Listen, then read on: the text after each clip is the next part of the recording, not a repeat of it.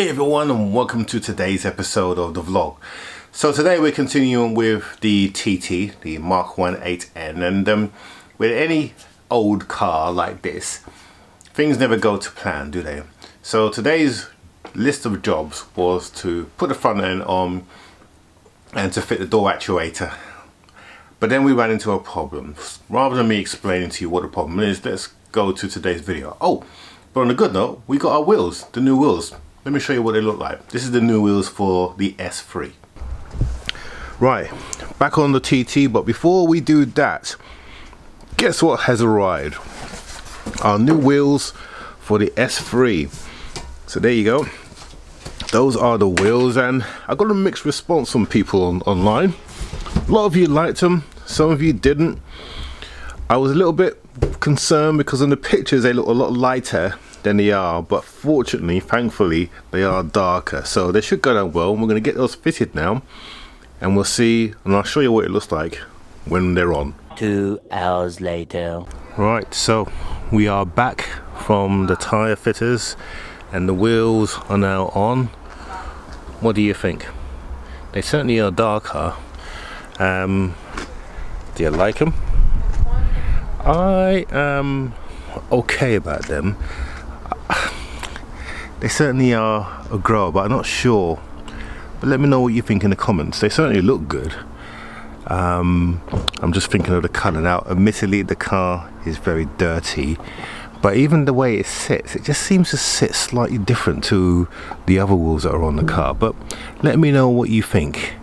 And also, when you look at the actual wheel, there's quite a lip on that, and it is flush with the tyre, but boy, these are going to get curbed, something rotten. And the wheels definitely exposed. So yeah, but they are the darkness that was in the actual original picture that I saw, so that's good. And they won't show the dirt up so much. Well, maybe they might, I don't know. I'm probably talking nonsense because look at the wheels on my GTE. They're black and they certainly do show the dirt up. But yeah, let me know in the comments. Right, let's get back to the TT. Okay, so to remind us of the issues that we were having last week. So last week we found that the fans weren't connected, and we found the connectors here, so we need to get those back into place before we get the car in. We need to also sort out the twisted pipe, and hopefully today we're going to sort out and replace the door lock. So this is a little micro switch which is notorious in the TTs. Actually, that's not the micro switch. The micro switch is just underneath here in this chamber here. There's two ways of doing this. You can replace the micro switch yourself, which a lot of people do, or you can replace the whole mechanism. The mechanism itself costs £26 to replace, and to me it makes sense to do the whole lot because you've got to take this off to get this off anyway. And if this is worn, then the actual spindle which it uses as a guide, likely, in my opinion, will likely be worn as well. So for the sake of £26, rather than just replace a micro switch, you might as well do the whole lot. It makes sense, more economical sense. And I will probably end up doing this side as well, but we'll see. So in the first instance, we're going to get that done, but first of all, we need to get the car out. To do that, we obviously need to get the radiator and everything sorted. So let's get that done. Now, before we do the front, I need to explain, because I've realized I haven't actually explained why we've replaced this, or we're going to replace this. So when we had the parasitic jaw, normally it could be one of a couple of things. It could be the alarm, which is behind the light in the boots there, that often will go, but more than there, it's the micro switch which is faulty. Now, the way you can tell whether your micro switch is faulty, and the reason why I know it's that side, not this side, is for this reason. So literally, when you open the door, you see the door drops. Now, I mentioned about replacing this side as well, and the reason being is that it should work when I just pull on the actual handle. But as you can see, I actually have to open the door for it to drop. So the door's open. It works when it shuts, but it should actually do it beforehand. Now, fortunately, on this car, the glass sits right on the very edge here, so you've got a rubber seal here. I'll just open it and I'll show you. you've got a little lip here which the glass just basically butts up against. But in the hard top ones, then obviously the door is, I think it just sits underneath the trim, so it has to drop down before. Now whether it does that on a hard top, I don't know. But anyway, on this one, literally when you open the door, that's when the door drops, okay, and then it goes up. That's what it's supposed to do. Now let me show you what happens on the other side. So we'll just walk around this very tight garage. Here's the other side. When I open the door, nothing. The door doesn't drop. You see the glass there, exactly the same line. Nothing.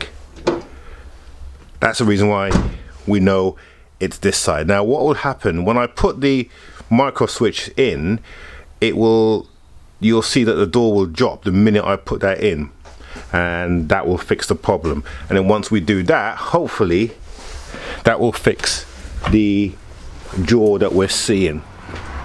So that's the reason why we need to do that. Right, let's get back to putting the front back together.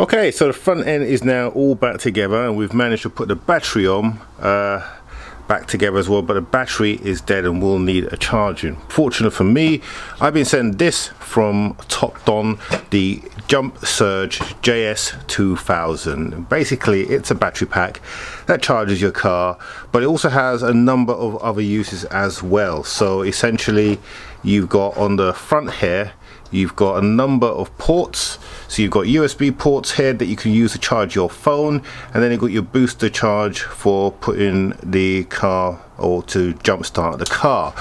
Let's just connect it up and we'll show you what it looks like. Now the JS2000 comes, like I said, in this nice smart case, and also it comes with these really good charging ports which are quite heavy duty. It has a number of safety features in there, so once you plug in the port, and you can only plug it in one way so you can't get that wrong. Once she's in, you'll see that it shows you the charge rate of the vehicle or the battery, and when you plug it on to the car, you'll get a green light to show that everything is ready, and that will come up on the side here. So let's just plug that up, and there we go, green light. That shows that she's ready. Now we've got a boost button here, so the battery was really dead, then the boost, you can press the boost button to press that, and if you get the polarities set up wrong, you'll get a red light here that will turn red and will show you that it needs to change around. So it's a really good bit of kit to have in your car, and plus the fact, like I said, you could use it to charge your phone as well. Now it also has a light at the bottom here, so if I just disconnect this and I'll show you. So basically if you're stuck out in the middle of nowhere, hold the button for 3 seconds and then you get a nice little light come on, and click it again and you get a flashing light as well, so you can warn other motorists that you are around. Now if you're interested in the JS2000, look in the link below at the bottom of the screen in the description, and you'll have a discount where you can get this and be able to purchase it. Right, back to the vlog. Right, we just got the car running for a bit to get the battery some charge. I will put it on a battery charger overnight, but the main thing is our fan is working, if you can hear me over the din. So that's brilliant to see. Fan is working fine. So next we need to do is get this car down and out. Actually no, we've got to put the bumper on. Let's get the bumper on, then we can get it outside to have a look and get that door sorted. Houston, we have a problem. See, those fans, they shouldn't be running. The key is out of the ignition and yet the fans are still running. Here's the key. And as you can hear and hopefully see, fans are still going. That means we've got a problem. Now the last time I had this problem in my S3, it was because one of the wires were broken, and it was a pig of a job to discover. But these fans, they shouldn't be running like this with the key out. They really shouldn't. And if they continue, they're going to kill the battery. So we've obviously got a problem there. Let me disconnect the battery.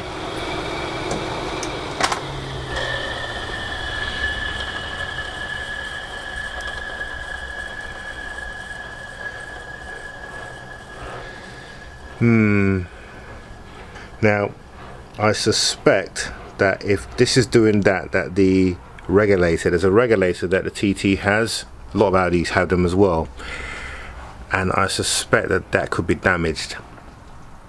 So I think we're going to have to take a look at the diagram and diagnose that, which means we're going to have to leave the door handle off for now, because to diagnose that problem, what we're going to have to do is would you believe, take the front off.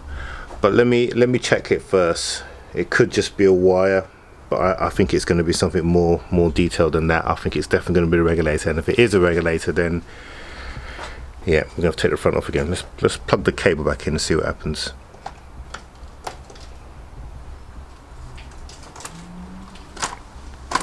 So I've got the cable back in. The fans are not running. So let's put the key. We won't start the car, we'll just put the key in the ignition.